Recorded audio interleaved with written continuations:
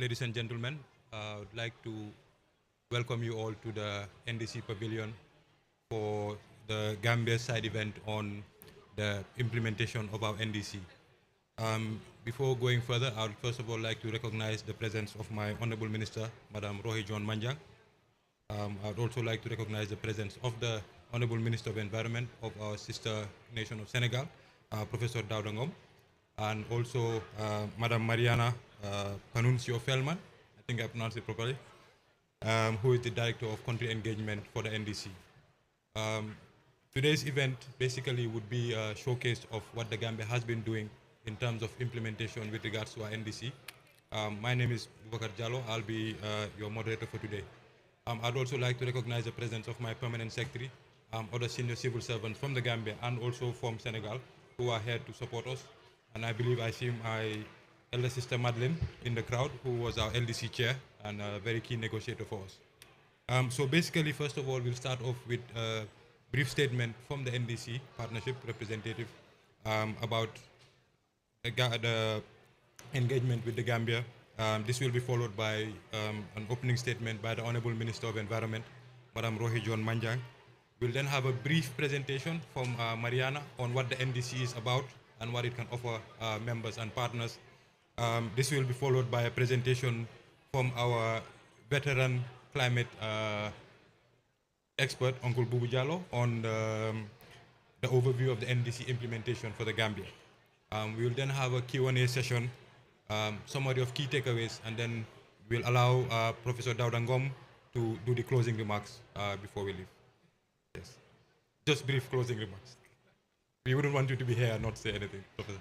Thank you very much. No, for closing, yes. Pour fermer. Yeah. Wow. Honorable, how much dina lifin pour ñu laka France ndax you're okay? You're okay with English? Okay, so now what we will do is that we will allow Prof to, if you're okay, to do the closing remark. Pour nga tejal ñu ko comme ka kilifa nga si wow. If that is okay. It's okay.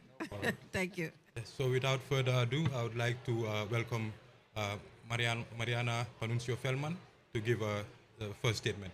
Welcome, Madam.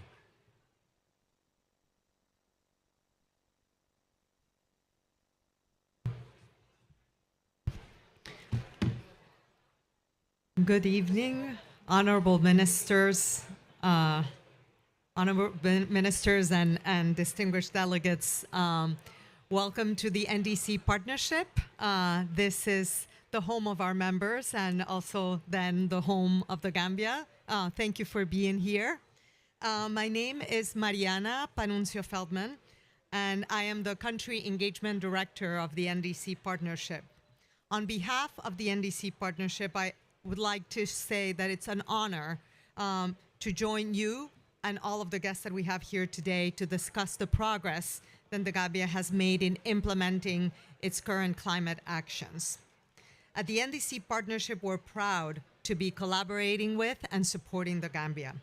Despite being one of the lowest emitters of greenhouse gas emissions and among the smallest countries in Africa, the Gambia is globally recognized for having one of the most ambitious NDCs, aiming to reduce its GHG emissions by 49.7%, which is compatible with the 1.5 degree target that the Paris Agreement is aiming us to achieve as per the Climate Action Tracker. This is commendable, and we really hope that all countries can really follow the leadership that the Gambia is showing, particularly as we look to the new NDCs or NDCs 3.0. This event offers a valuable opportunity to showcase the country's progress in implementing its NDC as to set the stage for the implementation that needs to continue, but also the new rise in ambition. I'm going to hold off on telling you what the NDC partnership is because I'll share a few slides later on. So let me focus these initial remarks on our collaboration with the Gambia. So I would like to highlight 3 areas of support that we have provided over the years. The first one is in relation to supporting the Gambia's ambition goals. So in 2020 and 2021, together with our members, the partnership supported the NDC revision process under the Climate Action Enhancement Package. The way the partnership operates, as I will share in a second, is that we receive country requests and we mobilize a wide network of partners to provide support. And this was reflected in its first area of collaboration with the Gambia. So the Gambia received support to develop its NDC 2.0 and also to develop and submit its long-term climate neutral development strategy for 2050, both submitted to the UNFCCC Secretariat. And because the partnership is a coalition that delivers supports through its members, I am proud to recognize the members that provided support to the Gambia then, including UNDP, ICLEI, IRENA, UNICEF, the United Kingdom, Canada, the 2050 Pathways, and IIED, to name a few. In August 2024,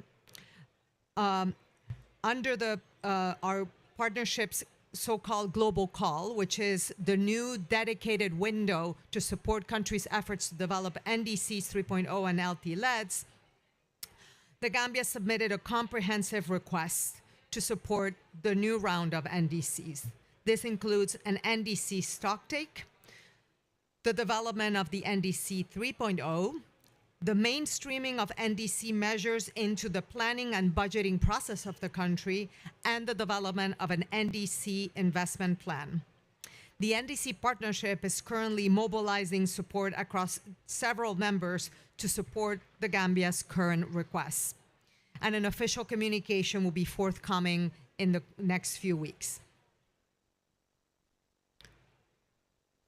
The second area where we have worked with the Gambia is on the implementation of its current NDC.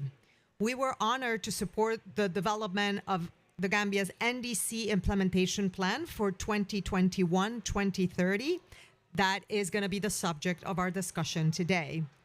That process was conducted through a whole of government consultative process across sectors. And once the plan was developed, its inclusion in an online platform that would allow for an active management of the information and the progress being made as part of this NDC implementation plan.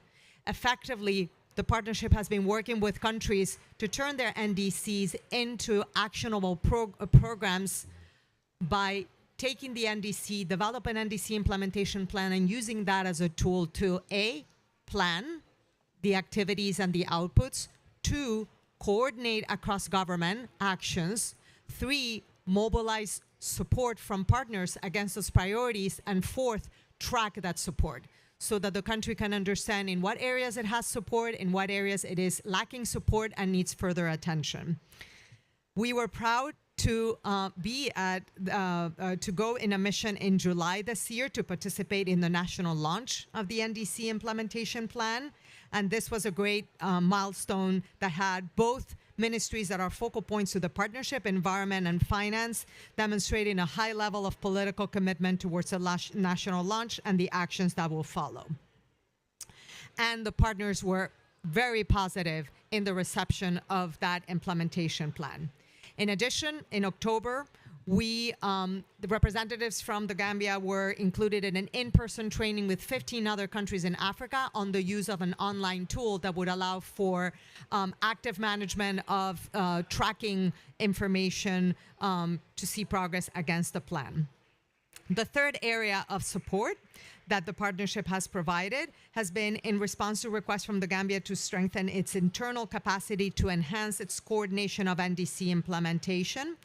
And so this has included the deployment of a climate finance advisor, and we are in the process of recruitment of an NDC in-country facilitator that will directly support the efforts to coordinate NDC implementation actions. So in conclusion, the Gambia has shown leadership at the highest level of government to advance climate action in the country while ensuring that this work is aligned with global goals and needs and the government's own national development agenda. While the Gambia has been ambitious, this journey cannot be done alone. And I want to use this opportunity to call once again upon all the partners to really support the efforts of the country to advance its priorities, and to let you know that the partnership stands ready to accompany the Gambia in this journey for now, in the months and the years to come. Thank you. Thank you very much, Mariana, for that very comprehensive statement. I would like to now welcome the Honorable Rohi John Manjang to give the opening remarks for the event. Before that, I'd also like to recognize the presence of the Director of the Cabinet, Mr. Seth Sadibou Diop, as well as the 3 technical staff supporting him as part of the Senegalese delegation. Honorable, welcome.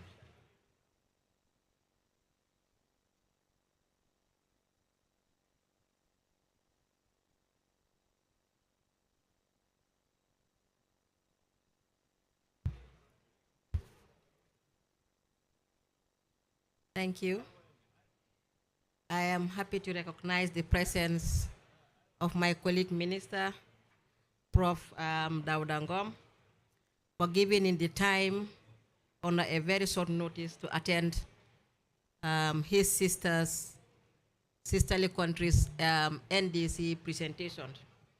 I think it's a very key opportunity to share with our closest neighbor what we are doing in terms of what affects us all together.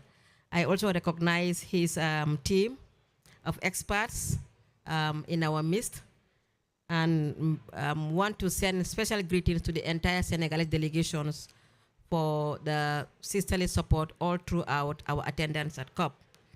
I recognize the presence of our former minister, a strong negotiator for the gender team. And I'm not sure whether this time the gender is only male and female, or is only for one sex. You want to combine us together. I recognize the presence also of our National Assembly members, all senior government officials here present, but more so I wanted to end and also recognize the presence of our PS, who is heading the administrative team, but want to end by recognizing the presence and most profound thanks to the NDC partners for not only partnering with the Gambia, but making sure that they see us through thick and thin in the process of implementing and also designing our NDCs. We are most grateful to be working with you in this close range to achieve our collective objectives. Send our greetings to the entire leadership team, and we'll continue to partner to achieve more in terms of our collective action towards climate mitigations. Excellency, Honorable Minister, ladies and gentlemen, I am dedicated to join all of you today to present our national determined contributions. Today we converge at COP29 rather. Of course, I want to go back to 28 because it was a success. I hope we will also take the same opportunity that we had at COP28 to register success before we leave COP29. I sincerely recognize in my statement the participation, collaborations, engagement, and support by the NDC partners to prepare our NDC implementation framework for our climate actions and sustainable development initiatives. This event reflects our collective commitments to addressing climate change while fostering development that needs to meet the objective of our development path and enhance sustainable development that benefits the African country, but more so the Gambian people. In 2015 rather, we all joined strongly to rally behind the Paris Agreement with a sole purpose to make sure that we achieve our objective to mitigate and adapt to the climate crisis. And here we are today, guided by the Paris Agreement, develop an NDC2, but also work on having an implementation plan to guide our actions. At a similar level too, as a small country like the Gambia, who contributed only 0.01% to the climate crisis, stands at the forefront, experiencing the brunt of the climate crisis. I think that is why we need to also put our foot very firm to request that climate finance is a necessity for us to achieve our objective as players in this field. However, we believe that through collective action, we can effect meaningful changes. And I'm happy to say that collaboration starts at home. As the English says, charity begins at home. Why we are seeing our broader country, not only to come and listen, but to enhance our collaboration in terms of technical processes. Within the NDC, we have key pillars that outlines what we're going to do and how we're going to achieve the NDC goals in terms of the climate actions. One is to strengthen resilience. Strengthening resilience is very core, because if you cannot do that, we cannot also guide ourselves to achieving our sustainable development goals for our people. Our focus is on strengthening climate adaptation, which is key. And I think I've not seen the adaptation team here, where is Dr. Damfa, who has been pushing very hard that at the level of the LDC and even African position, adaptation is very key on our topic in terms of negotiation, knowing fully well that is the right path to enhance our resilience.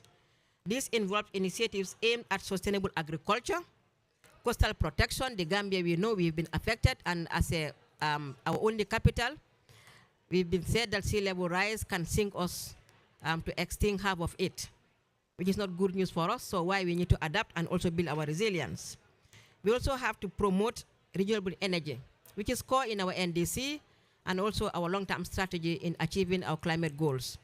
Renewable energy is very key to maintain our resilience, but also respond to our call as a country.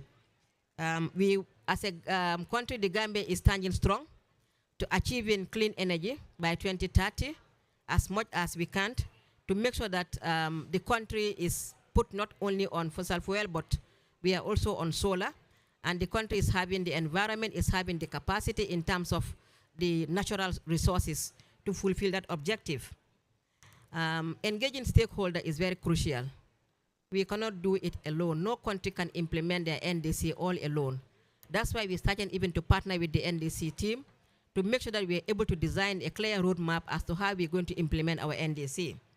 But that said, even at country level, we need the CSOs, we need the private sector, we need all hands on deck, including the UN agencies, to make sure that we implement our NDC. As we progress, we invite support from all. Whether you are here or you are part of them, let's advocate to give our collective best to achieving our NDC.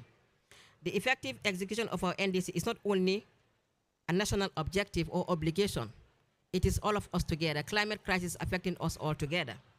It is critical and a necessity that we also are able to mobilize the right financing, and we have to partner to also get the right financing. It is important to remember that the climate justice should be viewed as a fundamental right. We've been saying a lot. We have committed list to the problem. Why should we also struggle to foot the bill? And I think that is why we are holding on to Article 9.1 and 9.3. We have to be strong on that, even though 9.2 is sniffing in. But we want to be very strong to make sure that we have common responsibility, but differentiated capacities, and even different capacities at different level as well. So we want this to guide our actions in terms of the financing, and this COP should also demonstrate that. That is more important why we are making progress in terms of holding very firm onto the new collective quantified goals, which will define the mode of financing, the quantum, and also the contributor base. But again, set out clear outlines as per the means of implementation. So it takes a lot to achieve a lot. But again, it takes the right spirit also to achieve what you want. And I think as far as the Gambia is concerned, we've just heard from the NDC partners. The political will is there, the right spirit is there to achieve our objective as per our capability. This is how far we can go to prepare a political document and position to say that this is what we can do to contribute to the global call to reduce the 1.5 emissions, or to achieve the 1.5 Paris degree temperature reduction. So what we need is to stand together, make sure that we are able to achieve our objective in mobilizing climate finance. You will see the costing aligning with the implementation. We cannot do this at country level. 268 million. Maybe in terms of dollars, people don't understand. In terms of dollars, it's not a small money. So therefore, we need collective support. And then let's hold on to pushing our negotiations to get the climate finance right. And then this is the COP that will register that. Before I end, Honorable Minister, I observe your presence and once again appreciate your support in getting us through this. I've just seen the presence of our ambassador, the former minister. I know he's running around to get negotiations right. Please push on the finance so that we can implement our NDC. Thank you for joining us. Thank you all. Thank you very much, Honorable Minister, for those inspiring words. She highlighted, of course, the need for collaboration. Climate change mitigation is not a challenge that one country can solve, and needs collaborative action, especially between countries like the Gambia and Senegal. She also highlighted the need to have adequate support with regards to external finance, which is why considering the common but differentiated responsibilities and the historic emissions scenario. So thank you very much again for that moving statement.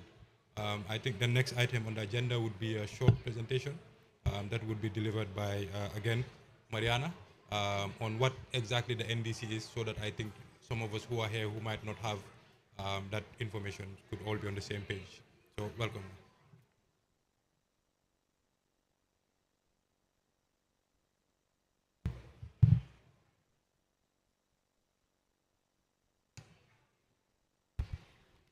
Okay, so let me share very briefly, at the request of the organizers, a brief presentation of what the NDC partnership is. So the NDC partnership is a global coalition of developed countries and international institutions that are working together to support countries' efforts to articulate and deliver on their climate commitments in line with their own development goals. The partnership came together the year after Paris was adopted. And the reason why the NDC partnership came together was because there was a recognition that if we were to achieve the goals of the Paris Agreement at the scale and the speed that was required, we needed two things, or better to say three. On the one hand, countries' political will and ambition to drive forward. But on the other hand, we needed, number one, to increase the finance and the support to developing countries that are trying to drive that agenda. But number two, we needed to also ensure that the resources that are available be deployed more effectively. Why? Because the space of climate action, the landscape of development assistance is highly fractured, and it leads to a lot of duplication, a lot of effort trying to understand who's providing what, and the partnership was trying to help to coordinate that support more effectively, to deploy that support more efficiently, and to help scale it up. So we're guided by 10 principles. In the interest of time, I will not walk you through each one of them, but let me highlight a few. The partnership is here to support member countries for the long run. And what I mean is we're here to support immediate time-bound requests, but also to work with countries to identify multi-year priorities that can strengthen the capacity of countries to drive climate action over time. We are genuinely country-driven, and that means that the NDC partnership doesn't bring an agenda to countries, but rather is here to listen to members' countries' priorities and needs and mobilize the support of partners to respond to those needs. So let me just highlight that, but of course, there are other principles that I invite you to read as well, if you want, by taking a look at our website. We are guided and steered by the NDC Partnership Steering Committee that has two co-chairs, a developed and a developing country. And right now, at the end of the year, so currently our co-chairs are the governments of Rwanda and Denmark. But I want to share with you that at the end of this year, the government of Rwanda is stepping down, and it is the government of Brazil that is joining as co-chair. And our steering committee is comprised of 5 developing countries, 4 implementing partners, and then the 3 ex officio members that are basically the hosts of the NDC partnership. The NDC partnership started with 26 countries, developing countries, and 5 developed countries. And now it has grown to 114 developing countries and 19 developed countries. In the 8 years since we've started, we have grown a lot. And we have close to 100 international institutions. Institutional members, which are basically organizations that have governments in their board and have a mission to address climate. And then associate members, which includes nonprofit organizations, research and think tanks that also have a mission to work internationally on climate change. How we deliver? We basically deliver through 3 main mechanisms. Number 1 is we have basically our mechanism for country engagement. So what I explained earlier in my introductory remarks, we work to understand countries' needs, we help articulate those needs, and then we turn to partners to understand their offer, and we do the matchmaking. Number 2, because we have such a tremendous network, over 130 countries, 100 institutions, all working on climate, the potential to learn from the innovation of countries, the resources from partners is tremendous. And so the partnership really leans into its ability to disseminate knowledge, generate peer learning, and systematize and make available the resources of our broad coalition. And also learning from the trends. We track every single request that has come to the partnership. We have over 6,000 of those in the last 8 years, and that gives us a lot of information in terms of what countries needs. And finally, we're working on access to finance, both to create the enabling conditions for countries to access finance, as well as to respond to specific needs to better position countries to attract the finance that they need. So I'm not going to walk you through each one of them, but just to tell you, we're guided by several strategies that, again, ultimately respond to country needs. And this is the mechanism of matchmaking that I was explaining before. And the access to finance, basically trying to better position countries, not to ask for finance, but to be able to attract finance more effectively by closing this gap between the supply and the demand. So with that, in the interest of time and to devote more time to the experience of the Gambia in advancing climate action, I give the floor back. Thank you. Thank you very much, Director, for giving us that very good synopsis of what the NDC actually is. You've mentioned that it is request-based. You highlighted the 10 principles. You also gave an overview of the governance mechanism, the country membership, as well as associate members and partners, as well as the delivery mechanism. And you said something very interesting. Rather than requesting for finance, we need to attract it. So I think that's a new way of thinking for us. Now we move on to the main thrust of the actual event, where I would like to invite my mentor and also our, well, many people's mentor, I guess, Uncle Bubu Jallo, who is currently the climate finance advisor under the NDC. So as a support from the NDC to the Ministry of Finance and Environment, he will be giving us an overview of the implementation of the NDC so far. Uncle Bubu.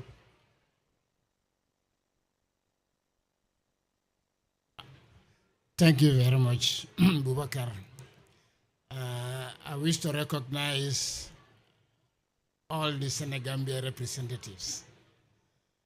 This reminds me of the Senegambia Secretariat and the Senegambia meetings we have been having when you had the Prime Minister Macky Sall and the Vice President Aïssatou Ndiaye Seydi.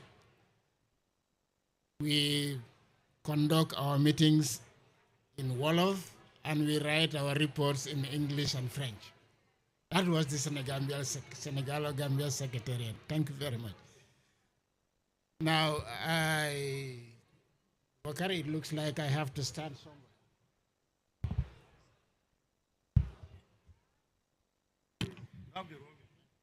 Mobile.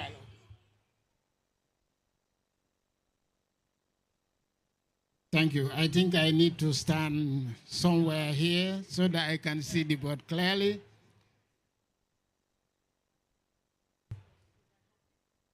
No, I think I'm seeing it here better. or everybody wants to see me? I think this is okay. Thank you very much. Now, this is a presentation from the Ministry of Environment, Climate Change, and Natural Resources, because this is where climate change is hosted, is the home of the climate change portfolio. And the NDC Implementation Plan, as Mariana said, was launched this year. But even before that, we have been having some implementation of some actions, mitigation and adaptation actions. We have under the Gambia Electric Strategy Roadmap, we have the increase in access to solar and expansion of the grid. That is, we had a lot of that. And you can see that we had 23 megawatt solar PV plant at Jambur. Everybody must know that 10.5 megawatt Nama solar PV project in Farafenni and Basse, 150 megawatts regional solar project in Soma. Now, what you need to keep in mind is that how much of greenhouse gases are being abated through that project. And you can see that there is a 20.185 gigagram CO2 equivalent per year. I'll have to move fast because some of the slides are okay. Then you have also the deployment of green mini-grids to achieve universal electricity across from 2022 to 2025 with the objective of increasing access to electricity for off-grid communities. There are a lot of them in the Gambia, and the government is doing very well to have these off-grid mini-grids to communities. So far, we have 120 kilowatt solar PV in URR, Nyamanar, and also at Dembatoro in URR, and Jinak in North Bank region. Okay, and then you can still see the number of communities and households that have benefited and maybe the quantity of greenhouse gases that are abated through this per year. We also have installation of solar home systems. All of these are in our NDC. And you have increased access to electricity for off-grid communities, enhanced security and learning at night. For those of you who may be conducting night schools, this is where you can get benefit from electricity. Now, under this also we have 15 solar home systems for Balangar, Chairman in CRR North, and also Buduk in CRR North. And the impacts are that 78 households have already been served. Also, you have the government and EU collaboration in solarization of 1,000 schools and 100 health facilities from 2023 to 2024. And so far, 1,000 schools have been solarized, 100 health facilities solarized, and there is improved health and education services through access to electric services. And we have a reduced emissions of 1.54 gigagrams CO2 per year. Under the government and World Bank collaboration also, we have energy efficiency in public buildings. This is very important. And we have to do this to avoid delay in construction of new fossil fuel-based power plants. We want to do away with some of those things. So they are old, and we think we should have energy efficient facilities. And so far we have 20 public buildings retrofitted with new energy efficient facilities, 1,000 light bulbs, 500 ACs, and 100 refrigerators have been installed in some of these public buildings. Again, 12.2462 gigagrams CO2 equivalent for retrofitted buildings, and 61.2 gigagrams CO2 for audit buildings. Am I moving very fast? But let's go. Also with the OMVG, OMVG is River Gambia Development Project to rehabilitate and expand transmission and distribution network from 2028 to 2024. OMVG project is upgrading and expanding the infrastructure to reduce technical losses. It is absorbing all the existing generation capacity. It is prepared for future capacity expansion and to reduce transmission and power cuts, to extend the distribution networks throughout the country, and to enable future grid expansion. Under the NDC, there is a special project in which we are expecting that all these sources of electricity in the Gambia should be harmonized. You are aware of NAWEC, you are aware of OMVG, you are aware of car powership. So we think these ones in the future should all be harmonized. So I think it is also in our NDC. So if we continue to implement our NDC, I think our electricity will be in a very good shape. But again, the objective here is to have universal access to grid-connected electricity to all by 2025, and a reduction of 24.25 gigagrams CO2 equivalent. Okay. I think my honorable minister is welcoming another colleague from Sierra Leone. Okay. Thank you very much. You are most welcome, sir. Yeah. Okay. We are also in terms of improving cook stoves and so on. We have to mitigate the dependence on forest resources for cooking and heating, create awareness among end users, distribute efficient and clean cook stoves and fuels in the Gambia. And these are the partners. Now, what has been achieved so far, there is a first campaign distributed about 1,800 cook stoves, second to 700 cook stoves. Delagua has distributed about 15,000 ICs in the LRR. The Delagua has already improved the 77,124 ICs, and more plans to distribute about 2,800. Recently, I have also seen about the Roots project has just, while we were here, distributed a lot of cook stoves and so on. So the impacts are about 500 gigagrams CO2 will be, and 2,500 gigagrams CO2 by 2030. Access to clean cooking provided to more than 150,000 households. At least for this month, I am aware that Roots has distributed about 78 cook stoves. Now, fuel switching.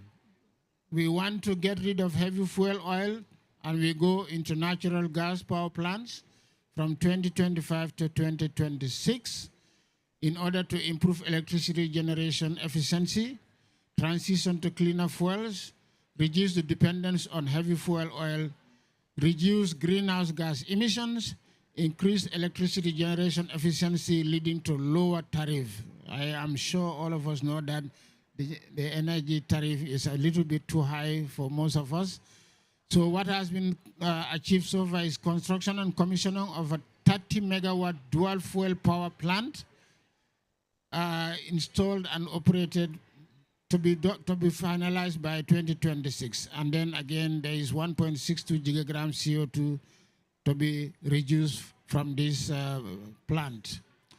Strengthening public transport system is, we know how our transport system is. This is very expensive in our NDC, but we are beginning to address it. We need to expand and improve the public transport systems, promote mass transport, and revitalize the river transport system. This is very important. The river transport system, when it is revitalized, the load on our roads and road maintenance will be reduced.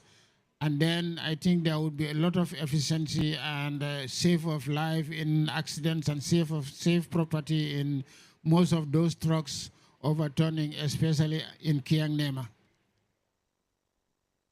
Sorry about that, those who are from Kiang. I know my wife is also from there. But so far, 70 buses have been procured in March 2023 to strengthen the public transport system. I know most of us have seen them. Most of us have used them from Banjul to Basse and so on and so on. By 2030, we need to have a fully functional and efficient transport system. That is the aim. And improve the adoption of more sustainable and climate-friendly mass transport. I know the exact project in the NDC is very expensive, but it's worth it, and it will be greener and better transport system, even for health. Now, we also have one of our supporters. This is the Canadian Climate Change, Environment and Climate Change Ministry is also supporting us through NovaShare. Now, we had an agreement with them, which is the Evergreen Roadmap. We developed that one, I think, in 2021 and agreed with it. Now, and we are eligible for support under this from 2022 to 2026. Now, so far what we have started in the Gambia under this Canadian program is an MRV mitigation action monitoring the rapid rollout of photovoltaic systems. Already my previous presentations have all looked at what we have gained in the photovoltaic systems, but again, we need to really map out where these photovoltaic systems are, what are their status, and also start to improve and expand them. So that pilot is going to look at that. There is also monitoring of forest change and degradation, and climate expenditure and budget tagging codes, multi-level climate governance, National Climate Change Action Center, Community of Practice, and South-South Cooperation. In the next slides, this is what I will be expanding on.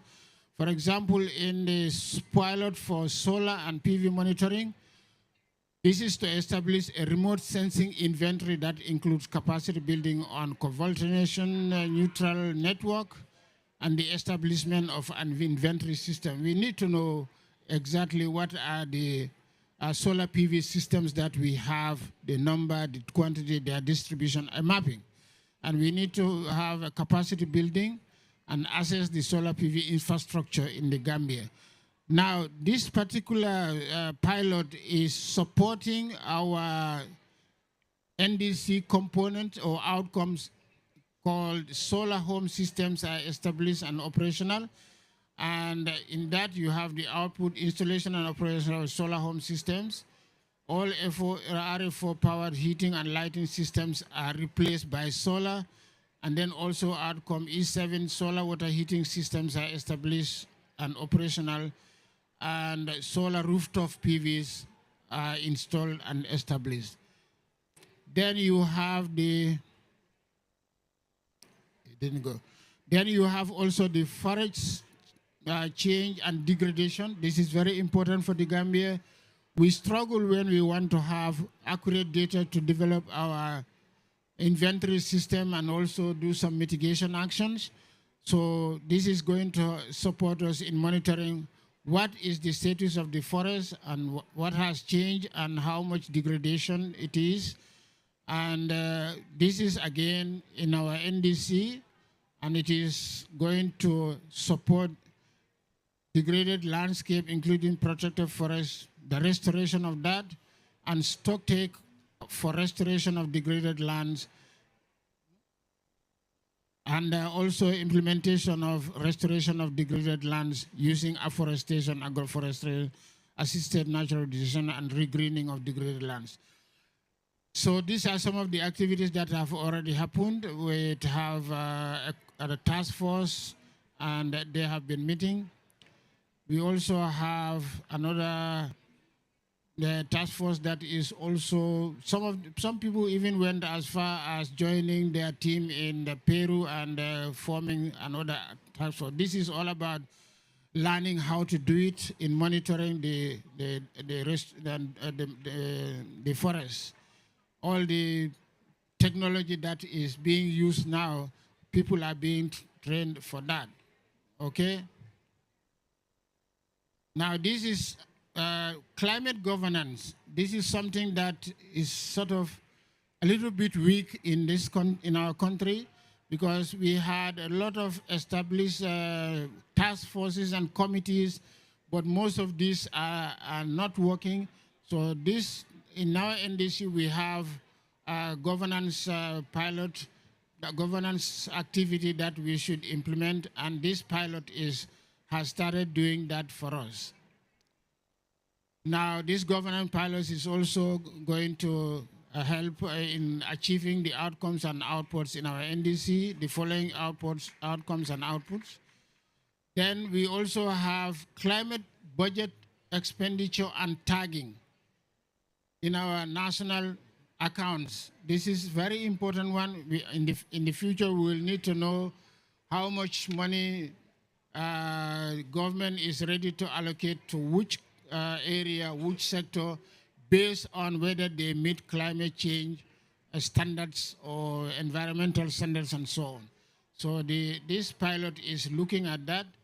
The approach includes, there are three potential components. There is climate, public expenditure, and institutional review. This is going to be a study that will be conducted, and right now we are looking for some consultants to do this.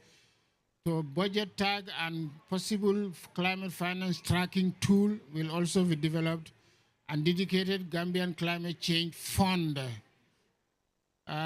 This is already in our policy and is in our NDC. So we need definitely cooperation, collaboration to establish this fund. And I am beginning to understand from the last meeting we had today that the youths also need a component in that fund. So there should be a component for the youth, a climate fund component for the youths. But this dedicated Gambian climate change fund will also have a national component and a regional. All the regions, we should have a component. And now maybe we should add the youths. So this is all we also have a climate change action lab, because this is the lab where almost all the studies will be conducted. And so far we have had a very good initial setup in the infrastructure and so on, and all the technologies we are getting from our partner. Okay, this is community of practice. Some of you will remember it because you participated in this. I think this community of practice under this program is bringing a lot of youths together, and also training them, building their capacity, and other communities, not only youths, as you can see from some of this. Thank you very much.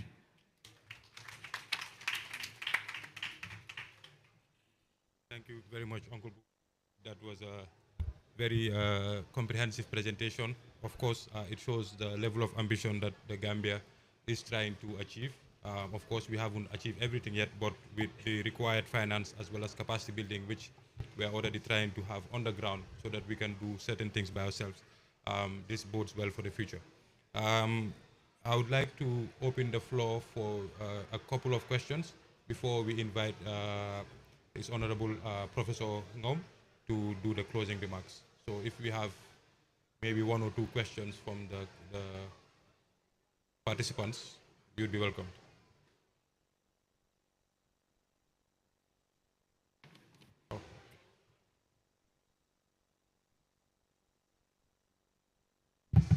Yeah, thank you very much, and thank you for comprehensive presentation, both of. Yeah, this is Shaukat Baloch. I'm from South Asian countries, Pakistan. Although it's specifically with Zambia country, but I was keenly looking at how the Zambia country is working with the partners to get some ISATs. So really it was inspiration. You have given oversights. I just looking forward to, it's not a question just to know. So Zambia government is taking these projects alone, independently, or any partner is supporting them? One question is that. And second is that what is the sustainability mechanism? Although, you know, if we are looking about the technologies, if we are looking about the new things, we are taking the things blindly, but the sustainability things lacking behind in the future. So what will be the mechanism for the sustainability of this? Either the government has a mechanism to make linkages with the community partnership projects, community partnership programs or not. Thank you. Thank you for that question. Uncle Bubu, you want to go ahead? Yeah, thank you, thank you. No, it's not only the government of the Gambia doing all that. Government of the Gambia has got partners like the World Bank, the EU, and other partners. So it is not only, but government also is putting in a lot. In terms of sustainability, well, okay, there is most of these things for sustainability, we will not leave them in the hands of government. Government has got a PPP program, and a PPP policy is coming up very, very soon. So we hope that under the PPP, most of these things will be taken over by government. Yes, but for the energy, he will be answering most of the questions. Thank you.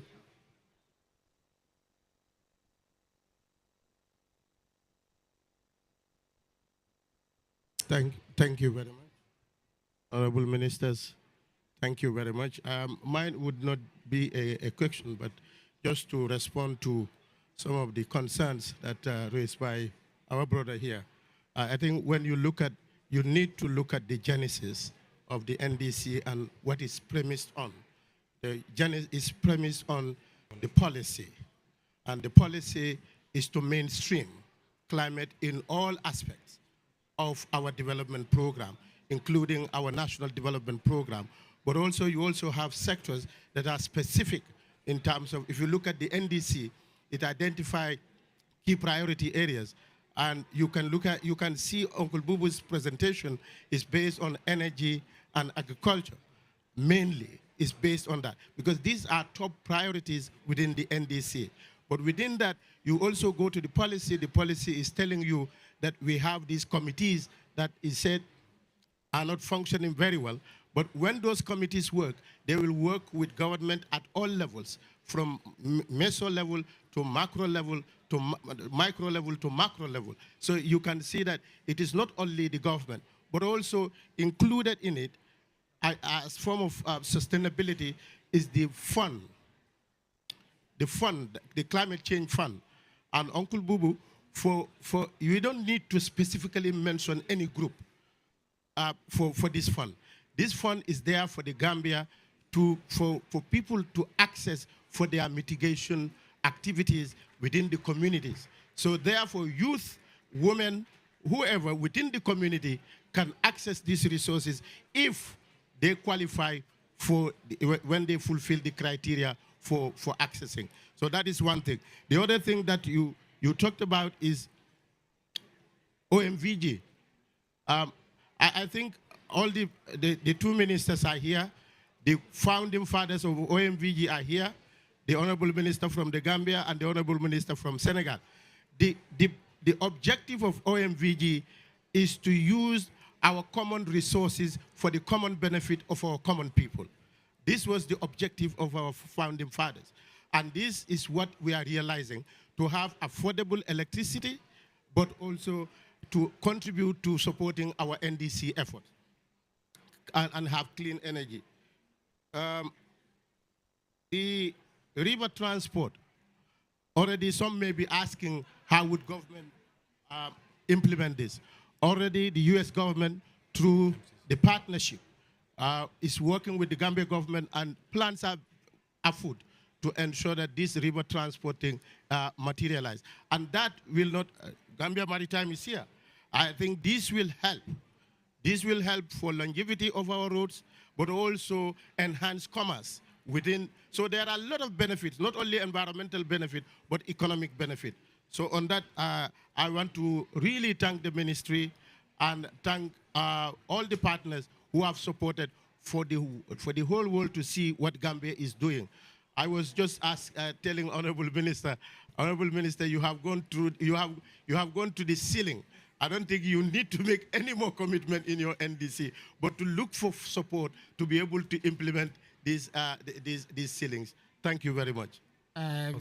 Marianne, I am the NDC Partnership Climate Change Finance Advisor, provided by NDC Partnership. Yeah. So thank you. We're running out of time now. We'll just take one quick question from Honorable Sise, and then we'll have His Excellency deliver the closing. Okay. Mr. Jallo, thank you very much. My question is not going to be too long, but all the projects that were talked about in the presentation, these are projects that should be monitored and to assess and evaluate their impact, in changing the lives and livelihood of the Gambian people. And the key institution that is responsible for the oversight on all the institutions in the country, that is the parliament. So I have not heard much about the engagement with the parliament and how they were engaged in performing oversight on these projects and during the implementation and all that. And I don't know whether that was not in all the planning of these projects to ensure that the key oversight institution also is on top of issues and they know what these projects entail, and to also definitely look at the impact of these things on the people who elect them in office. So I don't know if Uncle Bubu can highlight on that. That would also be very important, please. Thank you. Thank you. Thank you. This is a presentation where there were 56 slides. And most of 31 were cut off so that we make time. But definitely we have a lot more to be presented. But please, we will do that. And I'm sure my minister will be able to brief you on this, definitely. Yeah, I think I will stand just to indicate, as mentioned by Uncle Bubu. He is somebody, I think, who knows from Banjul to Koina by memory. So when you ask him to prepare a presentation, I said he only copy and paste because he already have it in his power bank. So it was a very long stride, but imagine that would take us about 3 hours to present. But again, even the projects, he has missed so many projects. I think NEA is here. They have they have implemented and they are implementing climate resilient projects. The UPOP is one of it, and even so many projects have been implemented. But now I think MRV is his friend. So he only touched on the MRV.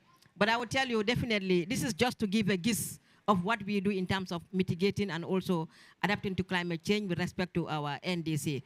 But it's a lot of issues that we are doing as a country, because remember our NDC is one of the most reliable NDC in terms of responding to the Paris Agreement 1.5 temperature reduction. And now we have even gone much smarter by having a roadmap as to how we implement in terms of costings. So we're doing a lot. It's just that it takes a lot to do a lot as well. That's the financing. Yes.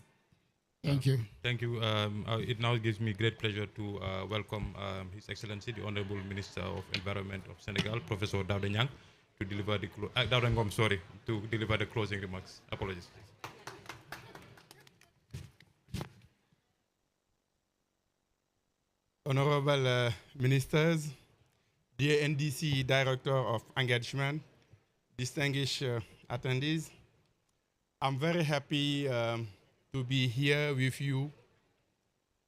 Gambia and Senegal are linked by history, geography, and culture. And Gambia is our brother country. And we shared the same environmental problems, the same climate change impact, like drought, flood, land degradation, erosion of biodiversity, and coastal erosion. As we conclude this briefing of the Gambia's implementation of its NDC plan for 2022-2026, I'm deeply inspired by the progress and dedication showcased by our neighbors. The commitment to climate action reflects a shared vision for a more sustainable and resilient future for our region. Let this serve as a reminder that collaboration and mutual learning are keys of tackling the pressing challenge of climate change. Senegal remains committed to strengthening regional partnership and aligning our strategy to achieve our collective goals under the Paris Agreement. I thank NDC Partnership for helping us to achieve Paris Agreement and Sustainable Development Goals. Lastly, I would like to thank the Gambia government, especially my sister Roque John Manjan, Minister of Environment and Climate Change, for sharing their experiences and comment their efforts. Together we can advance towards a greener and more inclusive future. Thank you very much. Sorry for my English.